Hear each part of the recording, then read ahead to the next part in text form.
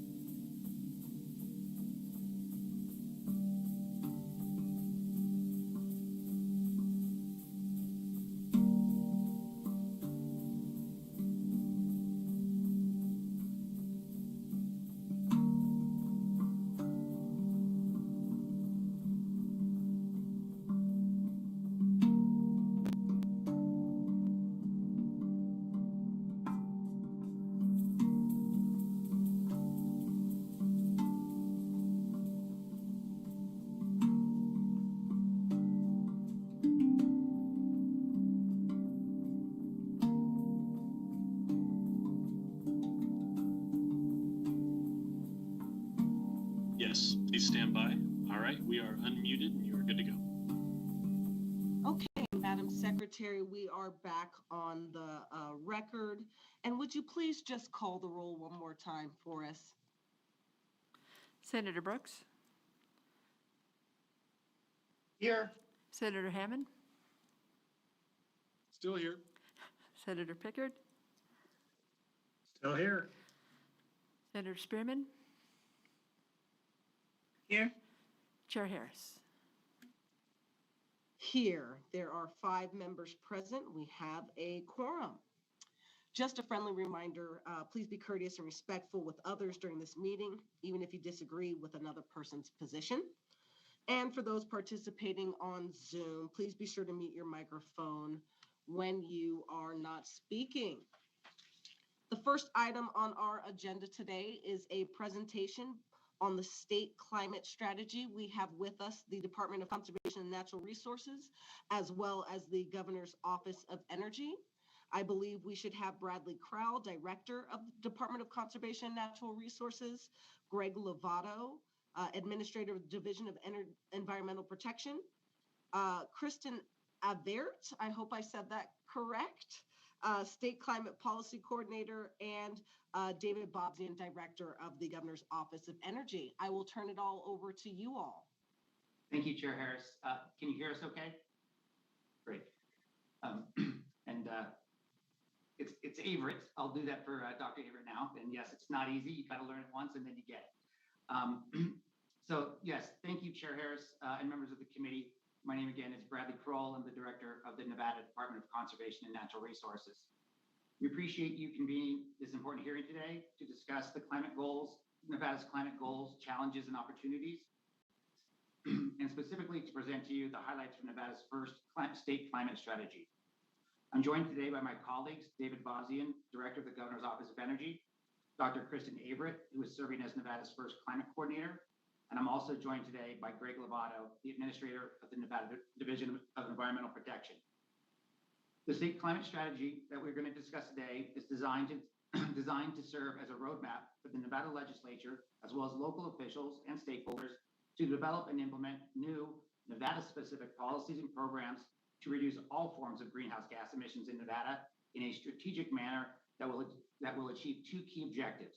1, to meet the ambitious greenhouse gas reduction targets set by the legislature in 2019, and 2, to maximize the economic opportunities for Nevada in the transition to a clean technology economy. While Nevada has long been a leader in clean energy generation by way of our vast renewable energy resources, and as one of the first states to establish a renewable portfolio standard, our work to further mitigate greenhouse gas emissions and address the impacts of climate change to Nevada have only recently begun in earnest. Building on the success of the RPS, Nevada must now broaden its focus and actions to address climate pollution across all economic sectors in Nevada. My colleagues will discuss further the key sectors Nevada must focus on swiftly to achieve the goals we've set for our state and to be a leader amongst our peers in other states for climate action. Fortunately, this critical work also presents significant opportunities for Nevada's economic recovery, lasting economic diversification, and creating new, good-paying jobs through investments in modern, climate-resilient infrastructure throughout the state. Next slide. Our efforts to more broadly tackle climate change began in earnest in 2019 under Governor Sisolak's leadership when he joined Nevada with the U.S. Climate Alliance.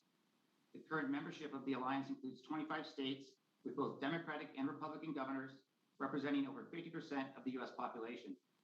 As an alliance member, Nevada is committed to reducing greenhouse gas emissions 26 to 28% by 2025. In exchange, Nevada receives valuable technical and analytical support from the alliance to help track our emissions profile and offer input for policy designs that will work best for Nevada. Next slide. Also in 2019, as a complement to Nevada's membership in the Climate Alliance, the Nevada legislature passed 2 important bills to enhance Nevada's focus on climate change. The first, SB 358, increased Nevada's RPS to 50% clean electricity generation by 2030. The second, SB 254, established in statute economy-wide greenhouse gas reduction milestones for Nevada. The greenhouse gas reduction goals set by SB 254 are as follows: 28% by 2025 and 45% by 2030, as well as net zero by 2050. Thankfully, the enhanced RPS under SB 358 will play a significant role in meeting these targets, but the RPS alone will not be sufficient to achieve our greenhouse gas reduction targets in 2025 and 2030. Next slide. As you can clearly see in this next slide, this is Nevada's most recent greenhouse gas emissions projections. We are currently projected to fall 4% short of our 2025 goal and 19% short of the 2030 goal. However, by working together to design smart climate policy for Nevada, we can still meet these goals if we act now. With that, I will turn it over to Director Bobzien to discuss the actions we are taking now to mitigate climate pollution from various sources, but much more still needs to be done. Director Bobzien.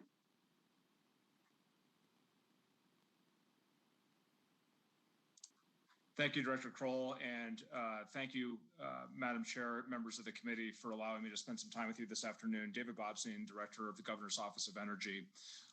Continuing forward with the work that was done in 2019 on climate, in November of 2019, the Governor signed Executive Order 2019-22, which further, I think, makes the point that we have made much progress when it comes to clean energy generation and the renewable portfolio standard, but we have other sectors of the economy that we now need to focus on for our climate action. And so the goals of the executive order, again, are to move beyond just the consideration of clean energy, but also to address statewide impacts of climate change, wildfire, critical infrastructure, drought, wildlife, et cetera. So the effort under the executive order for the administration was co-led by the Nevada Department of Conservation and Natural Resources, as well as the Governor's Office of Energy. The milestone that was placed for us, we met, was developing the state climate strategy by December 1 of 2020 last year. And we're, again, pleased to be with you this afternoon to present that report to you. Next slide. But even with the executive order and the development of the climate strategy, we have numerous examples of the administration not waiting to act on this. There's been a lot of activity in the climate space. Clean Cars Nevada, probably at the top of the list for notable actions. And this is the development of new regulations to make more available low and zero emission passenger vehicles for consumers in Nevada.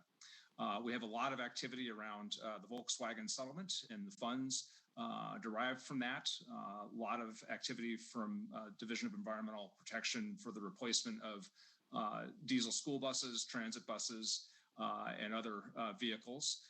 And also a lot of work with ground support equipment at both McCarran and Reno Tahoe airports, replacing those with electric options. And then also the GHG emissions reduction strategy from the Department of Transportation. This is a wonderful example of a lead by example effort on the part of NTOT to consider climate in all of their activities and operations. Next slide, please. And of course, when we talk about the Volkswagen settlement, it's also important to note the Nevada Electric Highway and the milestones that have been hit on that. I-15 is now completed and eligible for designation as a federal alternative fuels corridor for EV as a corridor designation. We're still working on Interstate 80, US 50, 95, and 93. Those are scheduled for substantial completion in 2021. We have a lot of activity in enhanced energy efficiency standards.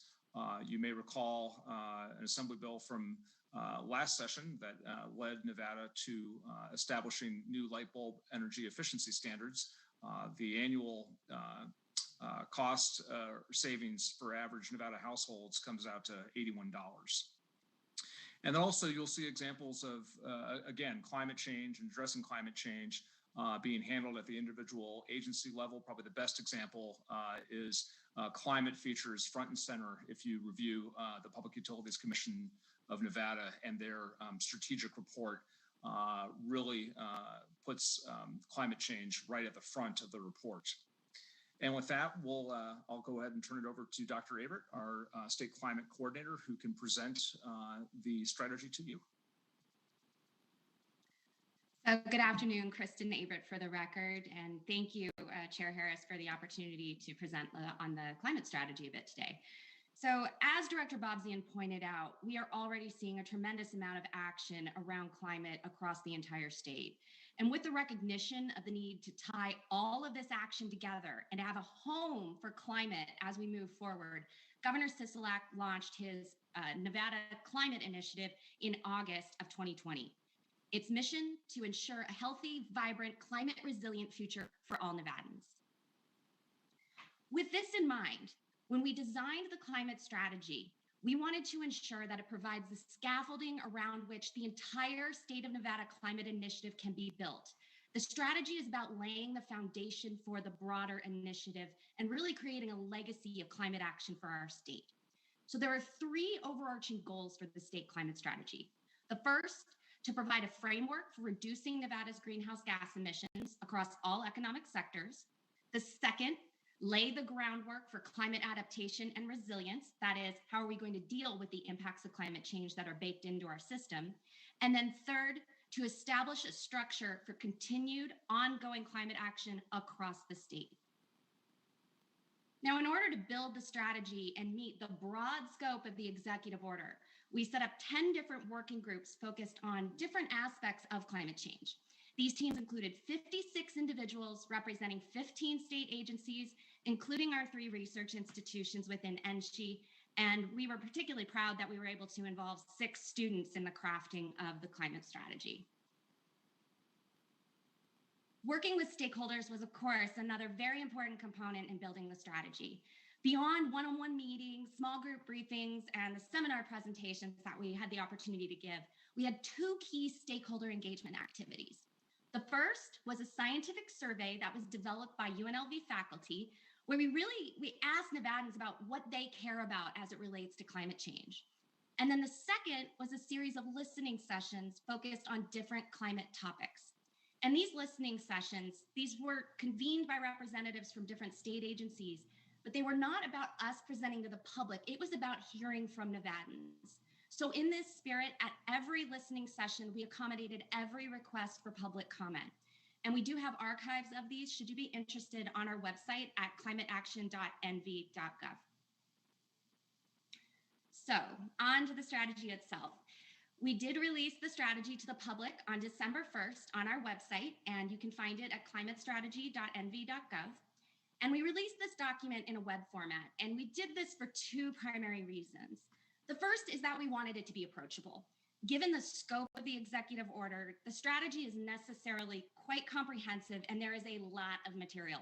All told, if we were to print it all out, single-spaced, with 10.5-point font, it would be 150 pages. So as a print version, read in serial, that could be fairly overwhelming. So we structured a landing page that really allows people to dig in on the issues that are most interest to them and what they think is most important. The second reason is that web-based formats lend themselves to the concept of a living document. The strategy is intended to be used. It's not intended to sit on a shelf. We really want to be able to have a platform where we can expand and dig deeper into different components of the strategy as we move forward and develop different roadmaps towards climate action in our state. So with that, I'm going to provide you an overview of the individual components of the strategy at this point. Okay, so the first section of the strategy is about what we do and what we don't know about climate change in Nevada. This was led by our state climatologist at UNR, Dr. Stephanie McAfee, and the team was composed of, I would argue, the best climate scientists in our state from UNLV, UNR, and DRI. Now, this section represents the first climate assessment that has been done very specifically for the state of Nevada. And it is, I will say, it is fairly complex. However, there are 2 things in this section that I would direct you to. The first is a table of climate impacts that is at the very start of this section of the strategy. This table lays out how the impacts of climate change affect different sectors across the state, including public health, agriculture, tourism, as well as water resources. And the second thing I would encourage you to look at is at the very end of the section. And this is where the team lays out the risks that are posed to Nevada by climate change. All told, this particular section of the strategy, it is the baseline work that's really necessary for us to develop a very detailed risk assessment to ensure that Nevadans are resilient to the impacts of climate change.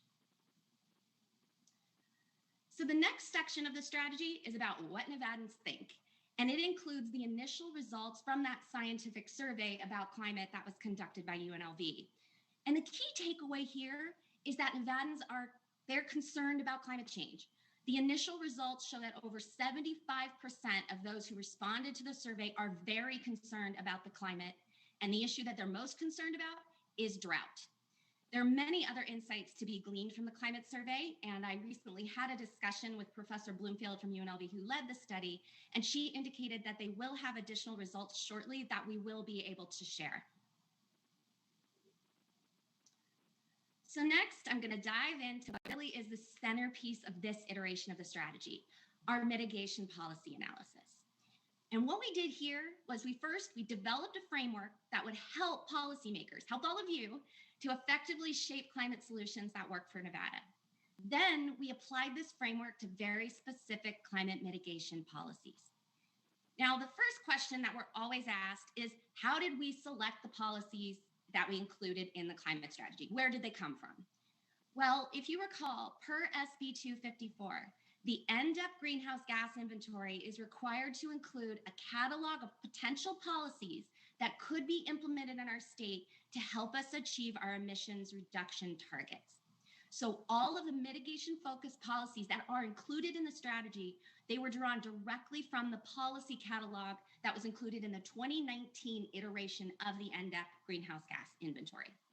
And for convenience, we included the relevant text from the policy catalog in the strategy, and we included links to the different parts of the strategy that address the policies, programs, or the concepts that were called out in that NDEP catalog. I will also add that the policies in the NDEP inventory, they come primarily from those that are being considered or have been implemented by other states that are part of the U.S. Climate Alliance. So all told, we specifically evaluated 17 different climate mitigation policies across 5 different economic sectors. Now, at this point, there are 2 things that I really want to be sure to make clear. The first, we did not develop any new mitigation-focused policies in the strategy. And then the second is that we did not make specific recommendations to implement these policies as is, nor did we prioritize one policy over another. And the reason, well, quite frankly, we have to get to 0 emissions by 2050. So we're at a point where we need to consider all of our options, and nothing is off the table. So the approach that we took was to evaluate these 17 different mitigation policies. And then we provided a pathway to figure out how we can make each of these work for Nevada. And the way that we did this was through the design of our policy framework. All right, so the framework, I'm going to walk through this. The framework was comprised of 4 different metrics. The first metric, what is the potential to reduce greenhouse gas emissions, and on what time frame should this particular policy be implemented? The second, climate justice.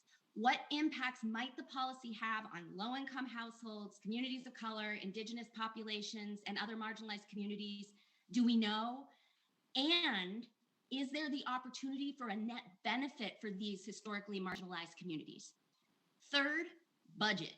What does it cost to implement? What about the cost to administer any related programs attached to the policy?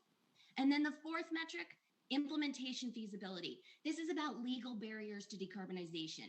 Essentially, do we have the authority in statute already, or is this something where we actually need federal action to move forward with implementing this particular option? So for each of the 17 policies, the relevant climate working groups that I mentioned earlier, they applied this framework. They assessed the state of the knowledge on the topic for each issue, they dug into the research, and they incorporated the input that we received from the listening sessions and through our stakeholder engagement activities. Then they assigned a color designation based on what we do and what we don't know for each metric. So at this point, I'm going to walk through an example for each metric that's connected to a specific policy, and hopefully this will show you how this framework and this part of the climate strategy can help all of us to shape our policies so they work for Nevada. So for the first metric, let's take, for example, the policy analysis for the transition from fossil fueled electricity generation to clean energy sources. In this particular write-up, the team points out that we have 2 coal-fired power plants currently operating in the state, and we have a fairly good idea of what the greenhouse gas emissions are that are associated with both of those plants. However, we do not have a good idea of the exact timing of the retirement of both of those power plants.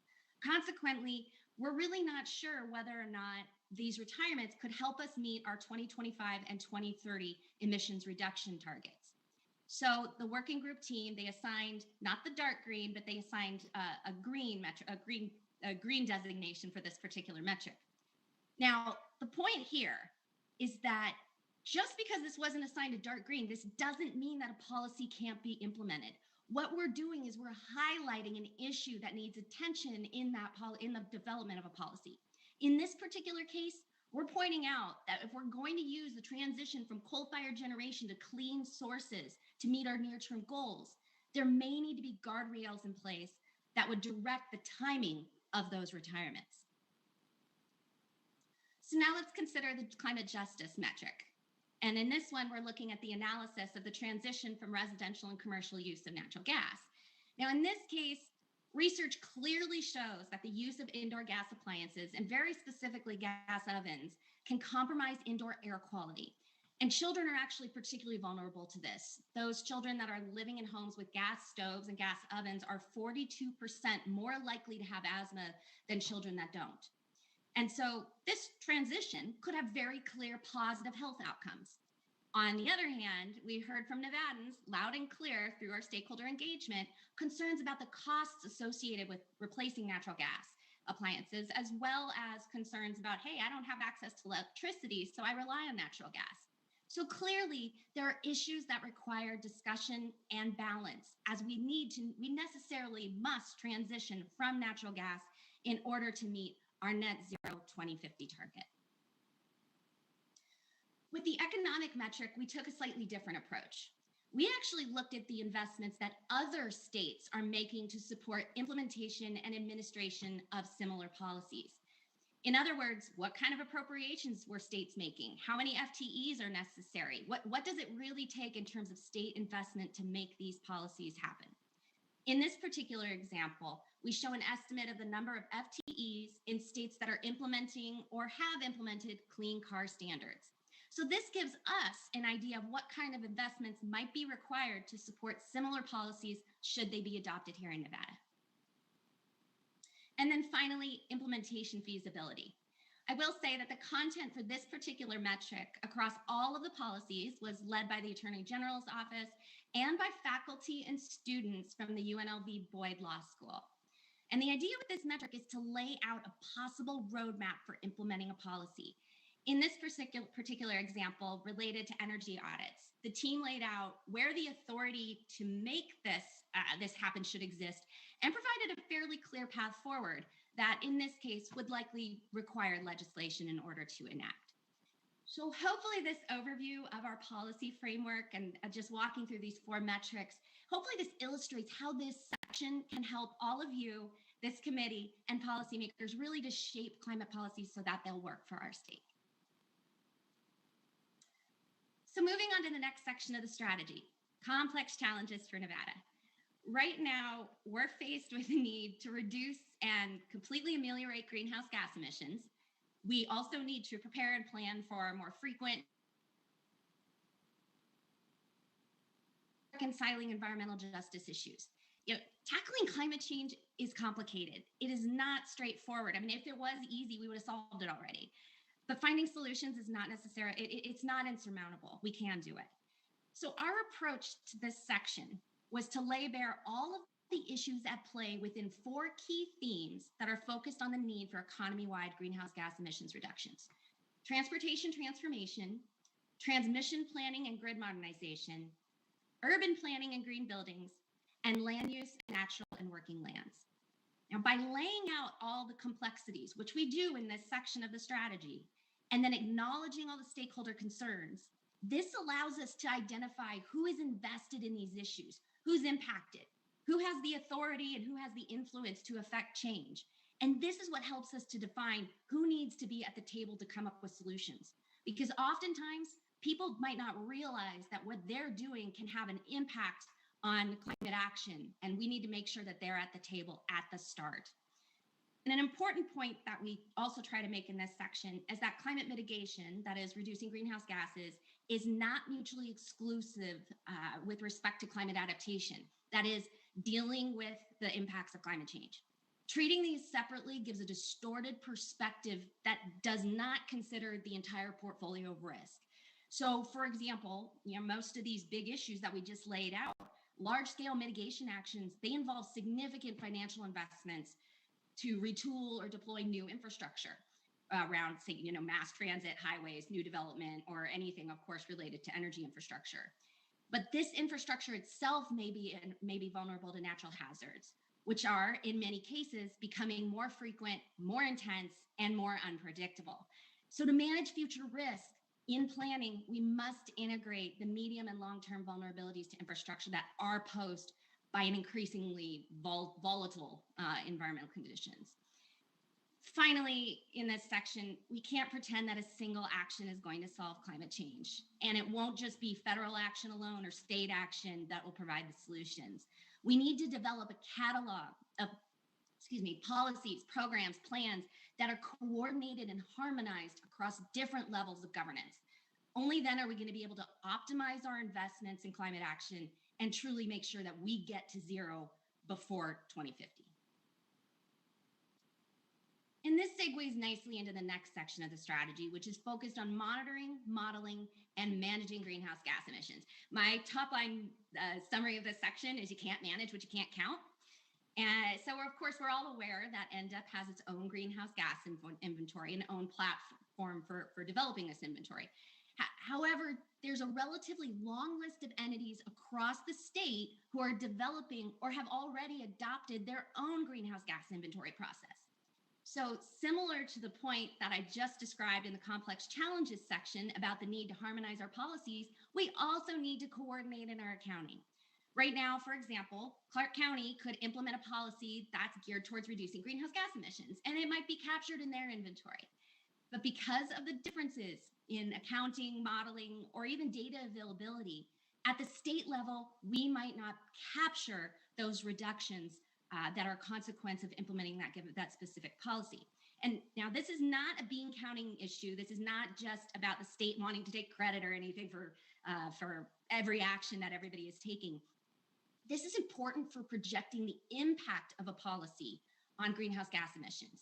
That way we can chart our path forward across the entire state, because it could actually be the implementation of a policy in Clark County that will help us to best optimize our reductions and help us meet our greenhouse gas emissions reduction targets.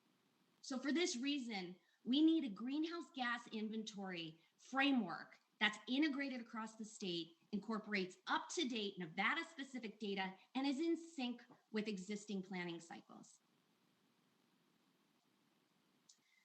So another section of the strategy is focused on lead by example, which is the term of art for adopting internal strategies across our state agencies to reduce greenhouse gas emissions. And Director Bobzien already alluded to this, but right as we were beginning to build the climate strategy, NDOT started the process of developing and implementing their own internal policies to help them reduce their greenhouse gas emissions.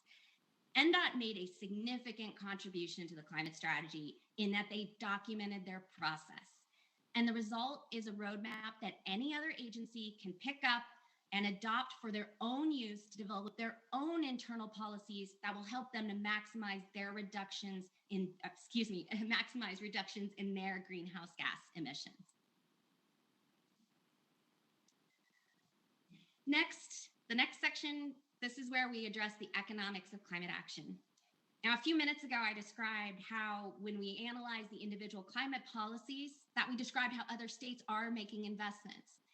Bottom line is, addressing climate change is not a revenue neutral proposition. It requires upfront investment, but it will cost a lot more in the long run if we don't act.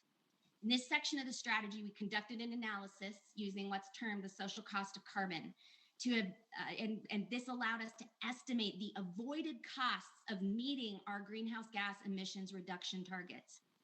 Even using a conservative approach to this calculation, if we meet the net zero carbon reduction target, we would prevent $4 billion in economic damages by 2050. $4 billion. And again, that is a conservative estimate. The ROI on the investments we make in climate action today will pay off in the long run. So following on the thread of economics is, of course, economic recovery and revitalization.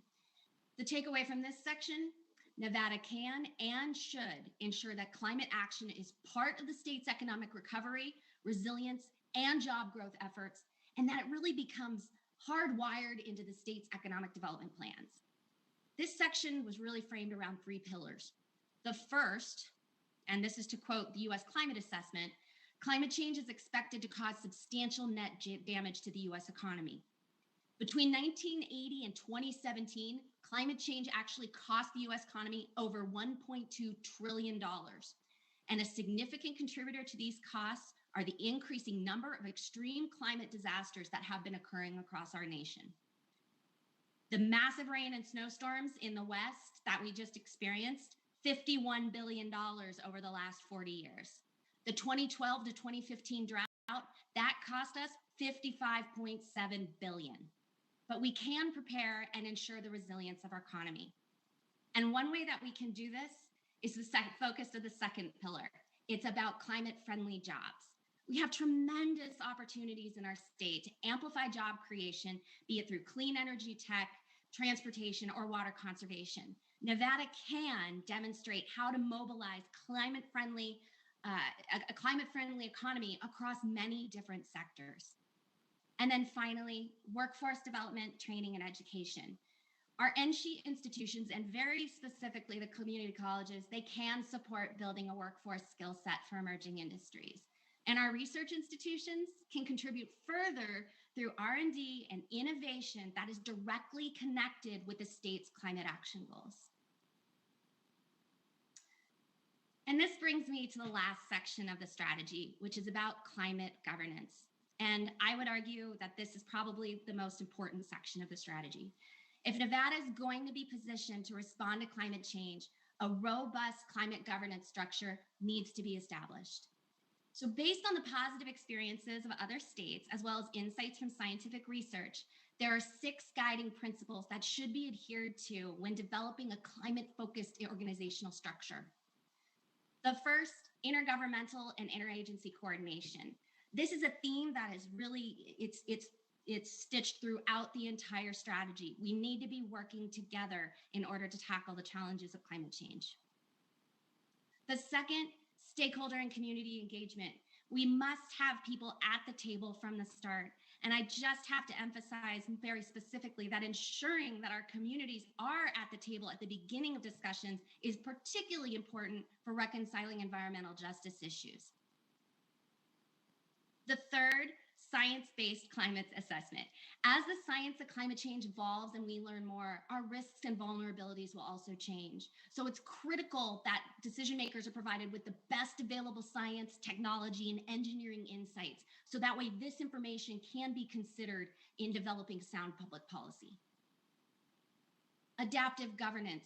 With the multiple challenges posed by climate change and the need to quickly pivot to address emerging issues, it can't be bogged down in too much bureaucracy. It needs to be nimble. Executive leadership and staff. Given the multiple scales of coordination that are really necessary across sectors and really transcend all governmental jurisdictions, dedicated leadership with a distinct focus on climate change should be in place. Otherwise, climate as a priority gets lost in the shuffle. High-level, climate-focused leadership is what's needed to ensure that climate action sustains momentum and progresses in a timely manner and is truly integrated into decision-making. And then finally, dedicated resources. As we've said, upfront investment in climate action can prevent significant future economic damages. And when we take this all together, if Nevada is going to navigate the climate-related challenges and capitalize on the opportunities that are ahead. It's critical that we design and implement a durable organizational structure that has clear processes and related authorities. So I'm going to leave you with this last slide which really just summarizes the key takeaways from the strategy. Climate change is happening, Nevadans want action, and we can do something about it. And this strategy, what we've done here, it is fairly sweeping. There is a lot of content in here. But in my professional opinion, it's going to take that robust climate-focused governance structure to realize the tactical implementation of everything that we've laid out here in the climate strategy. This is what we need to ensure that that scaffolding that we're putting in place right here really cements the legacy of the State of Nevada Climate Initiative. So thank you for the opportunity to present. And at this point, I'd like to turn it back to Directors Bobzien and Krul. Thank you, Dr. Averitt. Chair Harris, we're happy to take questions now. This last slide is just a reiteration of our desire and intent to work with you all to design good policies, and please fire away. All right, it does look like we have some questions from a few members, but first I just wanted to thank you all for all of the work that you've done and your thorough presentation on that work, and let you all know that the Senate committee stands as a partner in reaching these lofty goals. I'll turn it over to Senator Pickard for a question. Thank you, Madam Chair. I just have a few questions. I mean, I am not one of these, I think the term is climate deniers. I mean, it is what it is. We can observe it. And so I think that it's wise for us to be looking at this. That as a backdrop, I'm wondering, I have kind of a general question and then a couple of specific ones, if I may, Madam Chair. First, if we were to adopt all of the recommendations, say we were to do that in the next, I assume, I don't know how many bills are going to put this together, but say in the next session or two, we were to adopt all of the recommendations.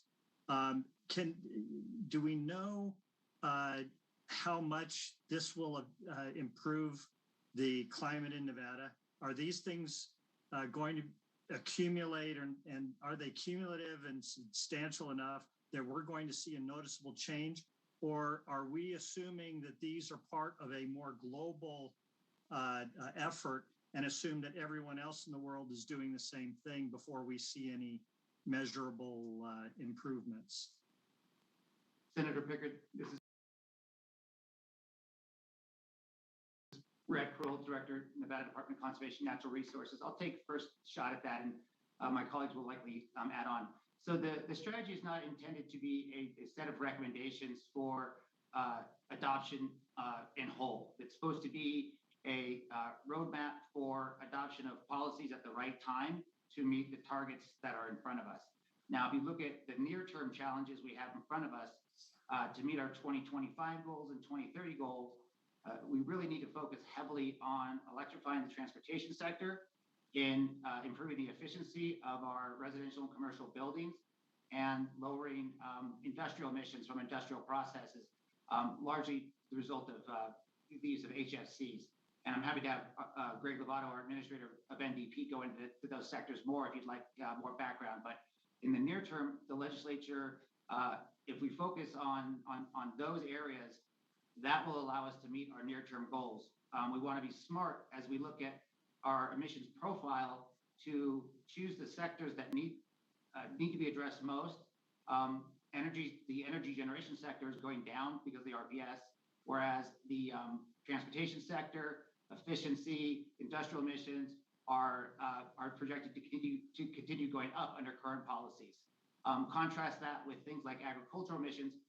Those are so minimal in Nevada that there's not a near-term need to focus on those. And so really this strategy is designed to identify those strategic near-term policies that need to be implemented in order to reach the goals, not necessarily a whole suite of things to be done at the same time. And Director Bobsien and Dr. Averitt, please chime in if you'd like to add to that.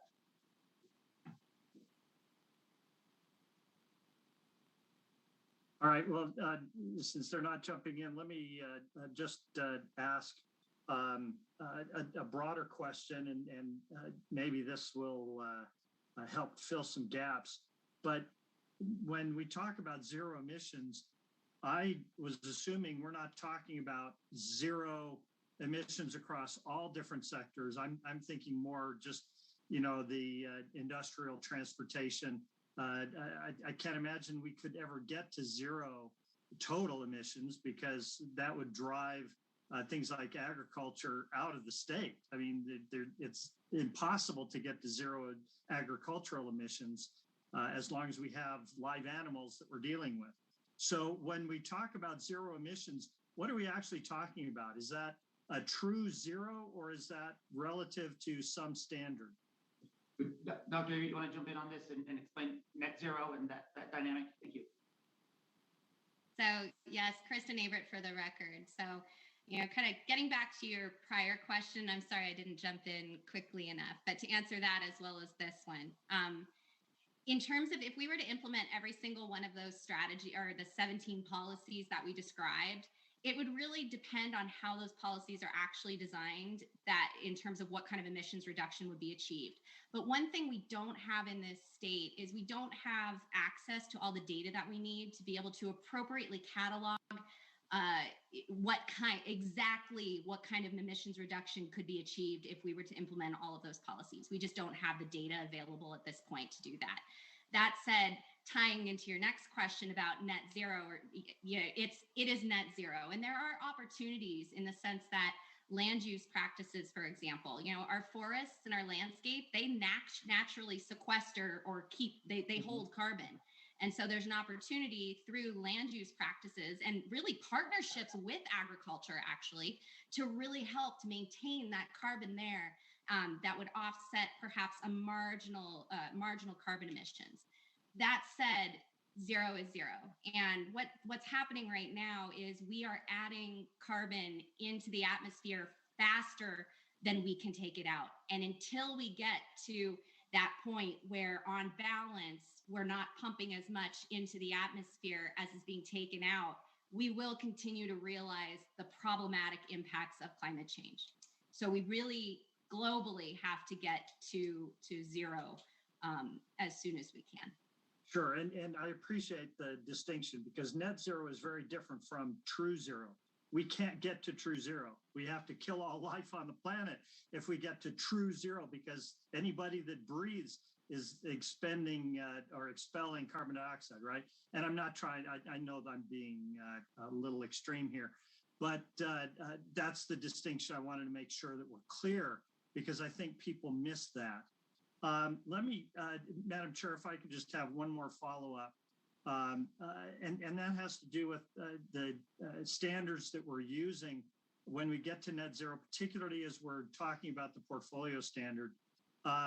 My hope is that we're getting to a point where we're talking about all energy sources, because I know when we were talking about the portfolio standards in the 2017 session, which I voted in favor of, I think it was important to distinguish at that time, we weren't talking about hydroelectric, even though it's a renewable source, because that would skew the numbers. We've got Hoover Dam in our backyard providing us with most of our energy. And so all of a sudden we automatically meet the standard.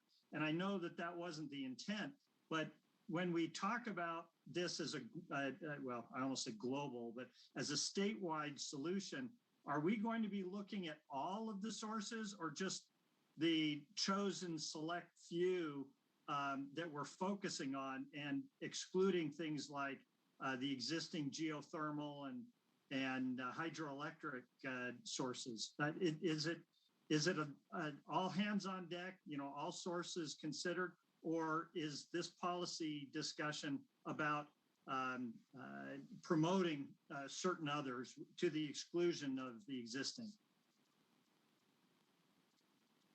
Chair Harris, this is David Bobsien from the Governor's Office of Energy, through you to Senator Pickard. Senator, this is an important question, and I think it really brings to light that, the initial purpose behind the renewable portfolio standard, and of course, Nevada was the second state to implement such a policy going back many, many years, was not around GHG reduction or climate imperatives. It was more the economic opportunity afforded to us, which is still tremendous and still remains, around our domestic renewable energy resources. I think a couple things to be responsive, just for your awareness of conversations that are happening. Certainly, the dramatic shift that the legislature took last session between SB 254, the setting of its GHG reduction goals, we're able to already track tremendous GHG reduction in the electricity sector because of the renewable portfolio standard and the aggressive standard that we have.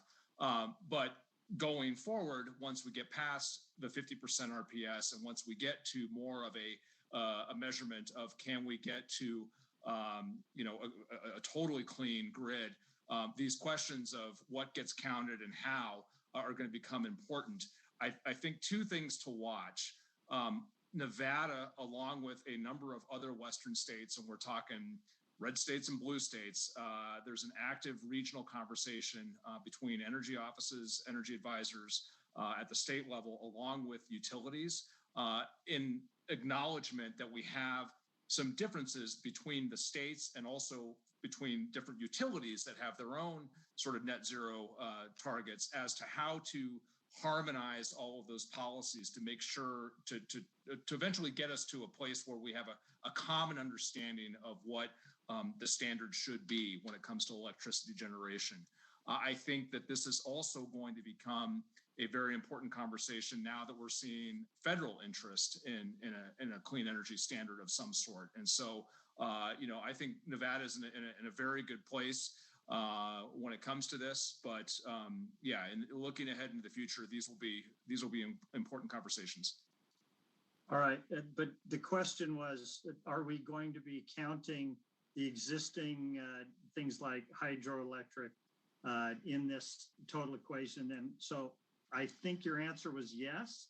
Did I understand that correctly? Well, we're going to be looking at the totality of sources. Sure, Senator Pickard, David Bobzien, for the record, yes. And again, I think that happens outside of the context of the RPS and how the RPS is calculated. We're looking at overall GHG emissions. And so, hydroelectric, there may be, ancillary services that produce GHG, but you're right. I mean, it's reduction of GHG is reduction of GHG, no matter your preferred flavor when it comes to electricity generation. All right, thank you for that. And do we have any idea in the broad perspective what this is going to cost? And Senator Pickard, I apologize, but I'm going to have to ask you to follow up on that last question offline. I've got 3 more members who want to ask questions. So please, Director Bobzien, if you could reach out to Senator Pickard about any estimated costs, I would appreciate that. Senator Spearman? Thank you, Madam Chair. Can you still hear me? A great presentation about the future and, well, exactly what we're doing now. I just have a couple of questions. The first one would be, have we identified any other resources for our renewable energy? And I'm speaking specifically about hydrogen fuel cells and geothermal. Have we looked at how we might move into that space eventually, even before 2050? First question.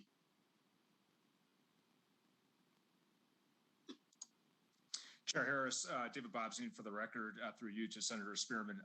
2 updates on those 2 energy sources you cited. I know you have an interest in hydrogen. You will be pleased to hear that Nevada is part of a Western hydrogen initiative of different state energy offices across the Intermountain West that are looking at green hydrogen applications and potential, whether it comes to long-term storage of renewable electricity generation through electrolysis, whether it's the transportation applications, It's a longer term project, but that is something that we're watching. When it comes to geothermal, we'll be hearing some more about this next week. But there was a pretty major decision that happened in front of the California Public Utilities Commission this past week, where in their planning portfolios for their resource plan, they had a significant bump up in both desired procurement of solar generation in southern Nevada, as well as geothermal. There's certainly a lot of discussion and focus around the baseload aspects of geothermal, particularly after some of the blackouts that happened in the shortages that happened in California last year. So I still think that we're just on an upswing right now when it comes to interest in Nevada's renewable energy resources. Thank you. And my final question, Madam Chair, with your indulgence. So a lot of these technologies, if we look back like 3 years, if we look back 5 years, if we look back 10 years, a lot of these technologies have really taken off in the last 2 years, and innovation. So my question would be, are we updating the information that you presented to us? And if so, how often? And within that question would be, if we're talking about hydrogen fuel cells, we're talking about infrastructure. Has there been any thought given to using existing infrastructure, gas infrastructure, as we begin to incorporate hydrogen fuel cells into our energy mix? Chair Harris, David Bobzien, for the record, through you to Senator Spearman. I'll take the second part of your question, and then I'll probably turn it over to Director Crowell to come in as backup. That infrastructure question is front and center to this multi-state coalition. What is the future of infrastructure in the gas sector? Can there be an application of green hydrogen that can use that infrastructure for mobility? It's a little more complicated than just starting to transition with the existing infrastructure. There's technological issues that still need to be worked out. I think at this point, it's fair to say that, we've started the conversation, but we have a long way to go.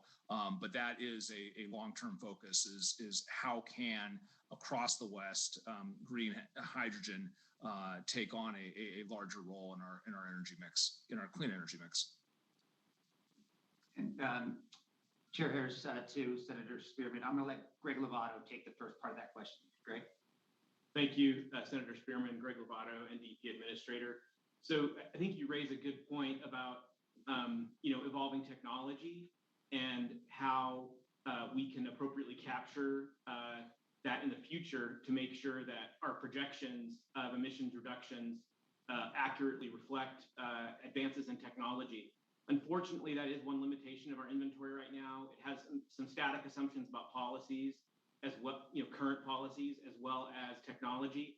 But there are available models and platforms that assume, a learning capacity and a technology improvement capacity that we can, take account for in terms of future GHG reduction, emission reduction opportunities. So that is something that we'd like to expand our capability on, not only to examine, comparative benefits of different policies, but also within existing policies, how we can, fully realize or recognize technology improvements. Thank you. Thank you. And just last comment, I think part of the future of hydrogen fuel cells is in the transportation sector. So thank you, Madam Chair, for your indulgence. And thank you, Director Bobsien. And I'll just, as we answer questions, go ahead and let everyone know it's perfectly fine to address the senators directly. We'll turn to Senator Hammond. Thank you, Chair. A quick question. Actually, I think I have two questions and maybe a follow-up to the first one. I've had several conversations with my good friend, Senator Goycochea, who represents most of the rural areas. And of course, the rural areas, they have their set of challenges. But before I get into it, actually, I should step back just a second and say thank you very much for the presentation. Thank you for the information.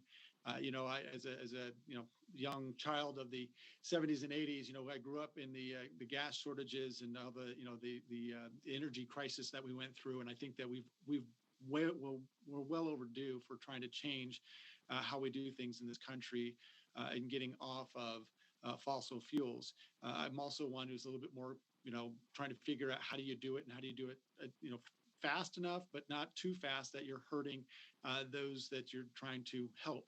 And to that point, I'm going to get back to Senator Goicoechea and the conversation I had with him. The rural areas dependent on some of these coal-fired plants that were mentioned by Mrs. Averitt, just not even knowing when we're going to be decommissioning them and slowing them down. A lot of rural areas have since got on to natural gas, trying to wean themselves off, but they're just starting off with natural gas. This ambitious plan is talking about the elimination of natural gas as we try to get to that net zero. Has there been, and I think I'm going to be getting to Senator Pickard's question actually, and that is, has there been a cost benefit analysis done with all of these, really large policy programs that you're talking about, specifically natural gas, in trying to figure out, how do we get away from them? And also the other big policy one was trying to, reduce the fossil fuels and creating and generating electricity. I'll let you go ahead and answer that, and then I'll probably have a follow-up and then one more question. So Kristin Averitt for the record. Thank you for the question, Senator Hammond. So with respect to cost-benefit analysis, the way that we approach the strategy is we did lay out what it's costing other states and what investments they're making to implement those specific 17 policies for kind of as a comparison. But then we also laid out what the avoided costs would be in the future using the social cost of carbon. And I want to emphasize that social cost of carbon component because it's not just about what's happening to the market. It is about public health and it is about morbidity and mortality within the population. So, there are very real data behind some of this in terms of that cost benefit component. And we do know that the impacts of climate change, what we experienced with wildfires and air quality just this last summer, that's pretty much what we're going to be looking at with the baseline future moving forward, and it could get worse. And so those are the kind of things that we need to be thinking about in terms of what investments we make now and what happens in the future. But very specific cost benefit analysis, no, we didn't do that. We didn't have the opportunity to do that. I think I answered the question. I don't know if Director Bobzien has anything or Director Crowell has anything to add into that. Yeah, thank you, Dr. Averitt. David Bobsien, for the record. Senator, you're absolutely right about the complexity of what's ahead of us when it comes to our energy mix and the reliance on energy that different communities have across Nevada. I think it's important to note that the economic discussions and analysis that go into energy governance right now are well established. Certainly the Public Utilities Commission of Nevada, as they go through receive their filings and do the resource planning behind our electricity mix, these cost questions are obviously front and center to how they do that. And of course, of the two power plants, the coal power plants that were mentioned, one of them, Valmy, is subject to that whole process. And so that's the venue for determining, the cost of the asset, its continued operation, when is the optimal time for its retirement, et cetera, et cetera. And so there is a section that I think if no one reads anything else in the climate strategy, spending time with the complex issues section of the document is probably the most important.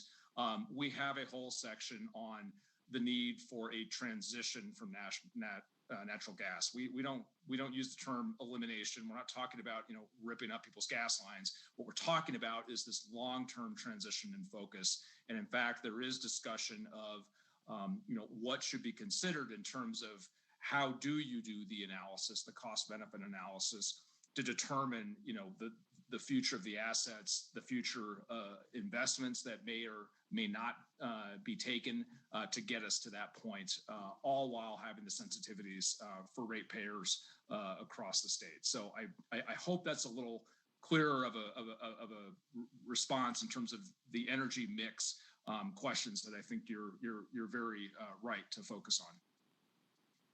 And yes, and I do appreciate the answer because I think we have to have that discussion. We need to know what you're thinking in terms of how the conversion happens and who's going to be paying. Because one of the tenets of your plan is really about the climate justice portion of it. That there are some people, some populations that are more adversely affected by this, which means that the cost will be borne by a different set of of people in a different population of that sort of subset. And I think that everybody needs to know what the cost is going to be, or at least as close to an approximation of what that cost might be, because the typical ratepayer or the typical customer out there, eventually they're going to have to, for example, convert their appliances. My wife and I just bought a new dryer Friday, and I think it was a gas dryer. And eventually, in the next so many years, in order to meet those goals that we have, we're going to have to convert that appliance from natural gas to electricity. I mean, have you considered that? Have you been able to publish out to folks?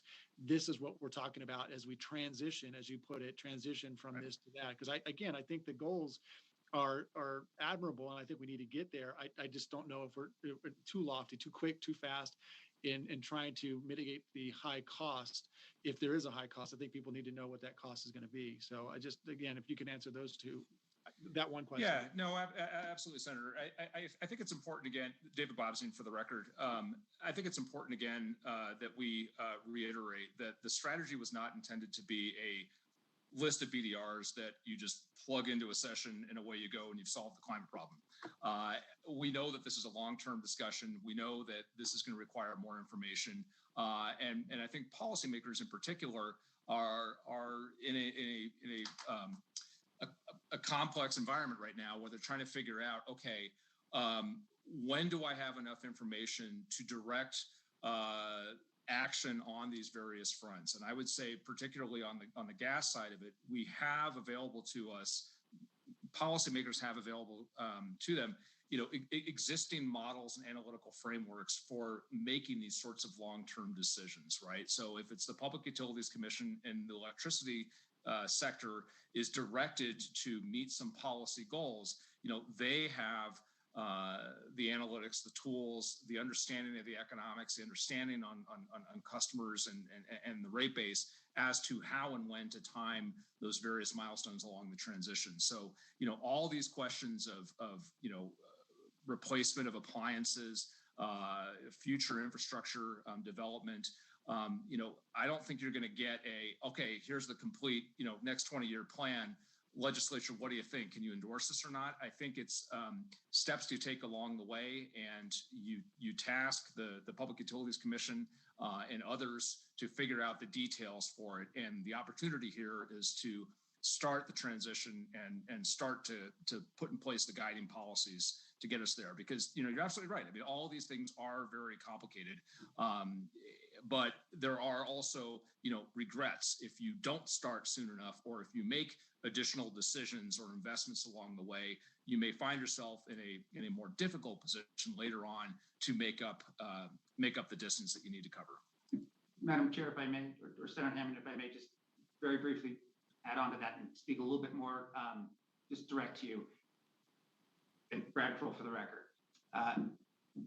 For our near-term goals, particularly 2025, but also for 2030, if we're able to transition away from adding to our use of natural gas, we're not talking about taking it away from anyone or transitioning it away, but in new construction, providing those options for folks.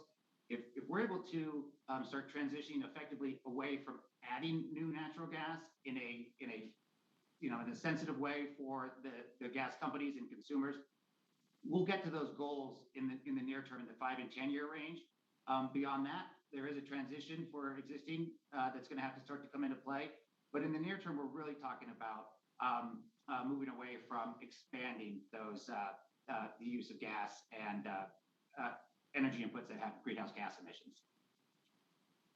Well, thank you very much. I think that answers everything. I think if there's any other questions, I'll take those offline. Like, if you're not using razors or shaving cream, if that actually helps save, greenhouse gas, that I'll find that out from Director Bobzien when I talk to him. Thank you so much. We will go on to Vice Chair Brooks. All right, I just quit laughing, so I can go on with my question now. Well, first of all, what NDEP has done, what the Governor's Office of Energy has done, and what Dr. Averitt has done is better than I possibly could have imagined. Were the outcomes that we were looking for when I was sitting here drafting the bill that kind of envisioned a lot of this 2.5 years ago. And so it's just the work that's been done by the state of Nevada and all the agencies and all the folks I just listed, and the endless amount of hours put in is just this is a work product we can all be proud of, but it accomplishes so many things. And when my colleagues on this committee are asking, what's it going to cost? Well, that's a completely logical question to ask, and it's one that we should all be concerned with.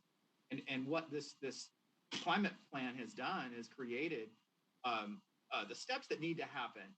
And then we as legislators and policymakers get to decide when we implement the steps to get us there based on the most cost-effective ways of doing it. If I would have proposed a 50% RPS 10 years ago, not only would I have been laughed out of this building, we would have tripled your power bill. Now, doing it today, we have, by doubling our RPS in the last session, now we're seeing that it's not only doable, it is saving us money. We've reduced our power, the cost of our electricity in the state of Nevada every year for 5 years, while we've increased drastically the amount of renewables we brought on every year for 5 years. And so this gives us a menu of items that we can choose from, and then we can collectively and work with industry, pick the items that we need at the times that we need to do them. And, as an example, if we made a $2 billion investment in transmission in the state of Nevada, we would see that we recovered over 50 years, we would see a minimum $10 billion of economic activity that in just 5 years. And so that is all to help us lower our carbon emissions. So those are the kinds of decisions, and the electrification of transportation. You've given us all these policy options we can choose from. You did not mandate we do any of them. And now we can pick and choose them as we're trying to reduce our carbon, but increase the economic diversification of our state and without displacing jobs that currently exist. And so this is everything I could have dreamed of and more, and you guys have done it all of you folks have done an amazing job. And it gives me and the rest of the senators on this committee and everybody in the legislature, it gives us some stuff we can choose from to really put good policy together without negatively impacting the economy of the state of Nevada. And if we play our cards right, creating a tremendous amount of economic value and activity in the state of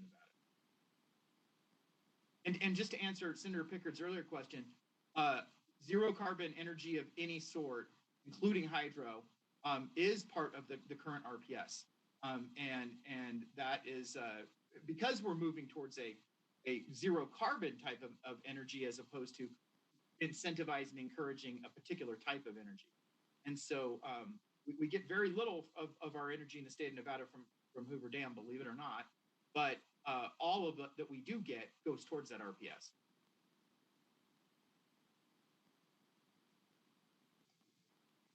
Okay, do we have any additional questions from members?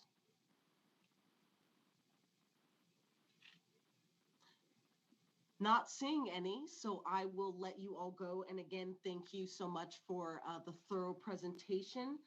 Please be sure to follow up with members who expressed that they'd like some additional information.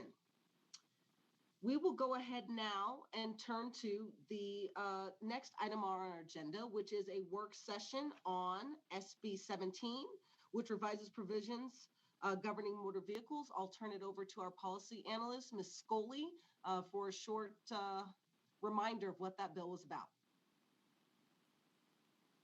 Thank you, Chair Harris.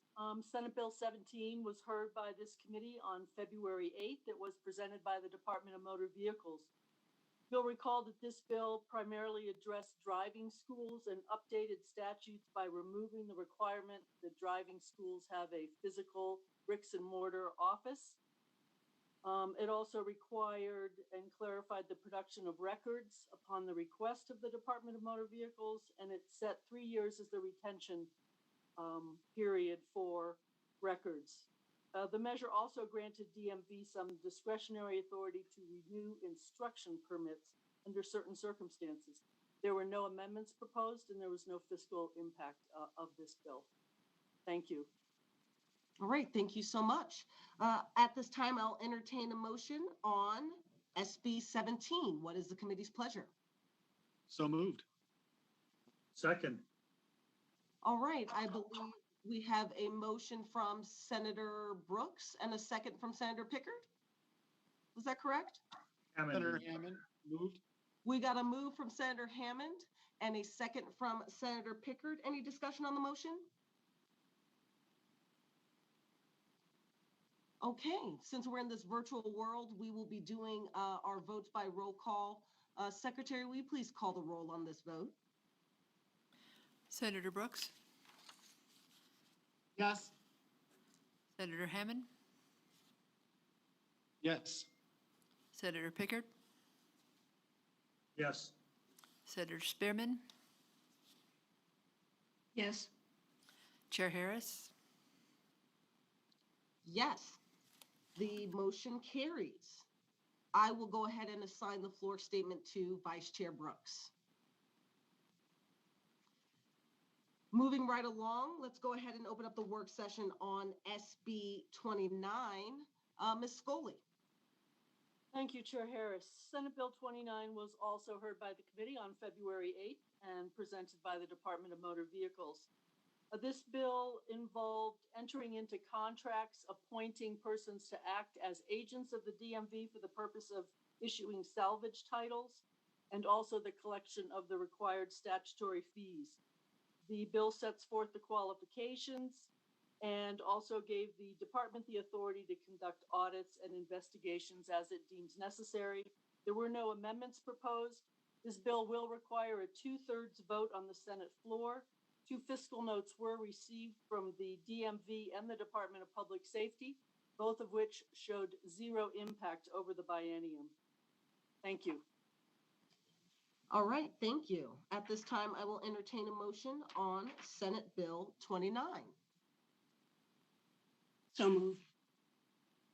I'll second that, but I do have a question afterwards. Okay, let's just note for the record, these both, actually, I should have clarified, are motions for due pass. So we have a motion from Senator Spearman and a second from Senator Hammond. And it looks like we're going to have some discussion on it. Senator Hammond.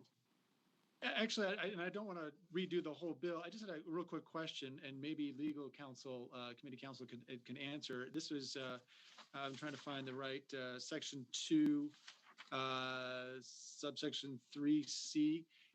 After rereading the text there, I just wanted to see if that's sort of boilerplate. I think that it probably exists somewhere else in statute where we're actually authorizing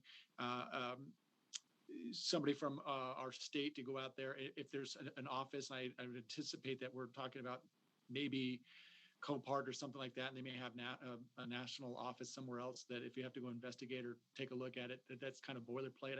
I'd never seen that before, and I guess I never noticed it. I just wanted to see if that was my interpretation is it's boilerplate. Ms. O'Grady?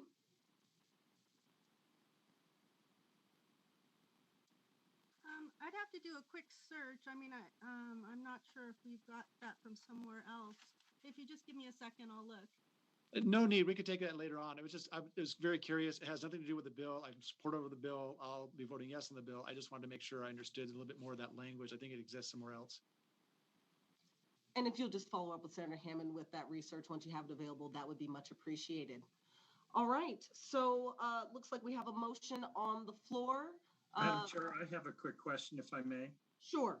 And it's something that Senator Hammond just kind of spurred my own mind. We talked about other agents partnering with the department to accomplish this sort of thing. Do we have to, and this is probably a question for Ms. O'Grady that can be taken offline as well, but do we have to statutorily authorize DMV to partner with third parties to do all of these things? Like we also talked about getting licenses renewed or is there authority within the department to partner with any third party to do their work? Ms. O'Grady. I'll check on that, but I do think we tend to give specific authority for these kind of things. So I don't think there's general authority. All right, Madam Chair, I don't know if we have another bill coming up that would give us a vehicle to do this, but we might consider an amendment to give them kind of blanket authority to do that. But I'm not recommending that. I'm not proposing that. I'm just thinking that right now, under the circumstances, they need a lot of help. And if we have a vehicle to give them the authority to do that, this might be helpful. All right, thank you so much. Will the secretary go ahead and call the roll, call for a roll call vote on this motion to do pass? Senator Brooks, Yes. Senator Hammond, Yes. Senator Pickard, Yes. Senator Spearman, Yes. Chair Harris, Yes, the motion passes. I would like to assign this statement to Senator Hammond. Okay, we have no committee BDR to introduce today, so we will move to public comment. BPS, will you open up the line?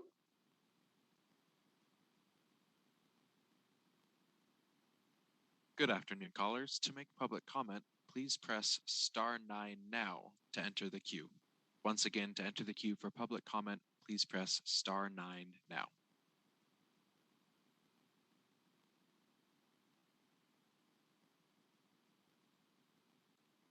Caller with the last 3 digits of 836, please slowly state and spell your name for the record. You may begin now.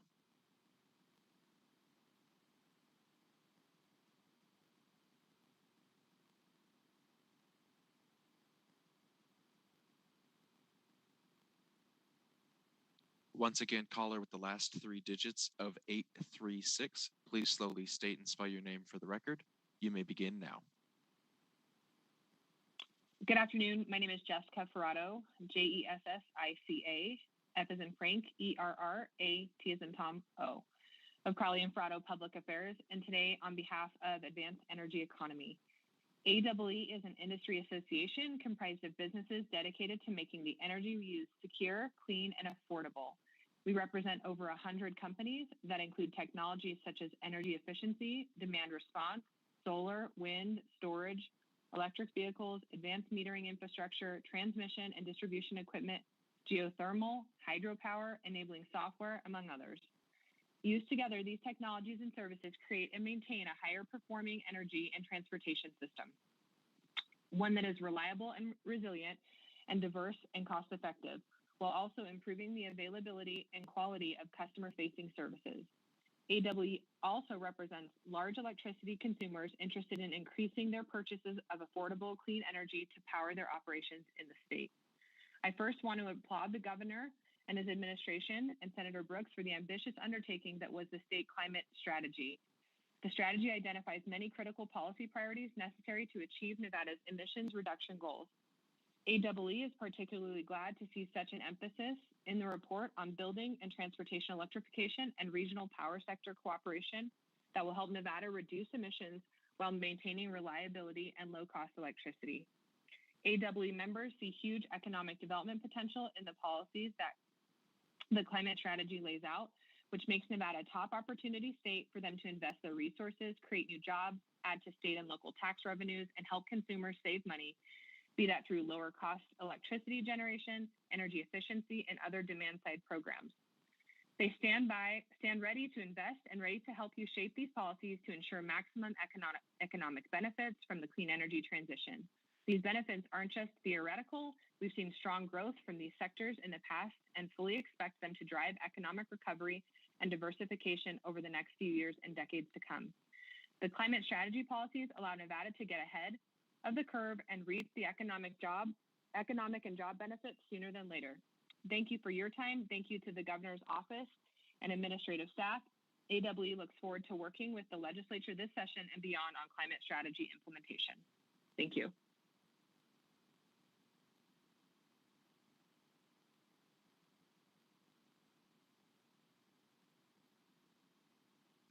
Caller with the last three digits of 155, please slowly state and spell your name for the record.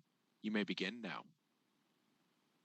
Thank you, Madam Chair and members of the committee. For the record, my name is Kristin Cabrera, CHRISTI-CABRERA. I am the Policy and Advocacy Director for the Nevada Conservation League. First of all, I just want to thank the Nevada Climate Team. NCL was able to participate in their listening sessions, and we were really excited to see the climate strategy come out in December. Nevada's climate strategy makes it clear that in order to meet our strong climate goals, we need to electrify transportation, move away from methane gas and other fossil fuels, and invest in green jobs. Nevada has a lot to be proud of in our work to move towards a clean energy future, but we can't slow down now. As home to some of the fastest warming cities in the United States, Nevada is already feeling the impacts of climate change.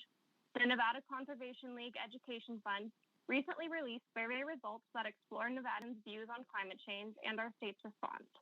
The data shows that Nevadans understand the threat of the climate crisis and want to see leaders take bold, aggressive action to mitigate its harmful effects on our communities before it's too late. 82% of Nevada voters believe that climate change is a serious problem, and 67% believe it is already having a serious impact on this part of the country. Nearly 65% support lawmakers taking strong action to combat climate change and believe that taking action will have positive effects on our families, our climate and weather, and the economy. Nevada has made strides to become a cleaner and greener state, but we are still not on track to meet our climate goals, and there is still plenty of work to be done. We look forward to continuing working with the Nevada Climate Initiative team and the legislature to find solutions to this crisis. Thank you for your time.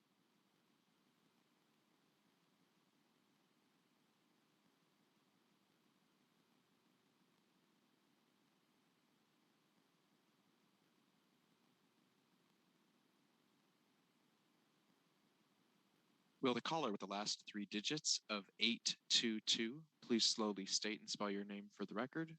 You may begin now.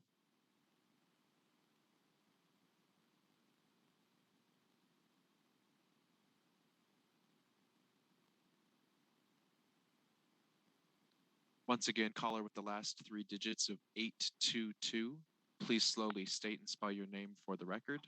You may begin now. Emily Duff, E-M-I-L-Y, D as in David, U, F as in Frank, F as in Frank. Hi, members of the committee. My name is Emily Duff, and I'm a manager of state policy with Ceres. Ceres runs the BICEP network, which is a coalition of nearly 70 major employers, leading consumer brands, and Fortune 500s, including many with operations in Nevada. Our members recognize that climate change poses a significant risk to the long-term economic success of the business community. Because of these risks, companies in Nevada and nationwide are making significant commitments to reduce their greenhouse gas emissions. In fact, more than 1,000 companies have set comprehensive science-based targets to reduce their emissions, and approximately 200 of them are headquartered in the U.S. However, businesses are often constrained in how much they can do to drive down their total carbon footprint. Therefore, they have a significant interest in finding ways to systematically improve the emissions performance of the overall economy. Accordingly, there is an increasing need to adopt strong, comprehensive public policies that send clear long-term economic signals for addressing the risks that climate change creates. Today, I'm speaking to express our deep appreciation to Governor Sisolak and his administration for their time and effort in developing the state climate strategy, and to Senator Brooks for his leadership in the passage of SB 254 in 2019. The 81st legislative session provides an opportunity to put this comprehensive framework into action, and among other priorities, tackle Nevada's largest source of greenhouse gas emissions, the transportation sector. During a time of unprecedented health and economic crises, policies that accelerate the transition to low emission and zero emission vehicles present an opportunity to create financial savings for consumers and businesses, cut health costs by reducing smog forming emissions, and support economic development. We look forward to working with you this session to adopt policy solutions that provide significant economic and public health benefits to all Nevadans. Thank you.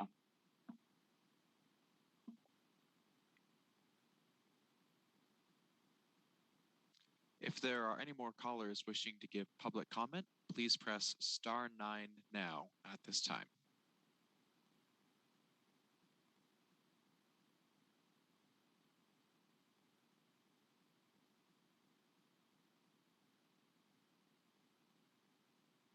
All right, Chair, it doesn't appear that there are any more callers wishing to give public comment at this time.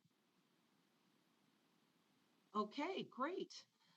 I believe that will conclude the committee's business. Before we adjourn, are there any comments from members? All right, seeing none, our next meeting will be on 2/17, 3:30 p.m. sharp. I will see you all then. We are adjourned. Thank you.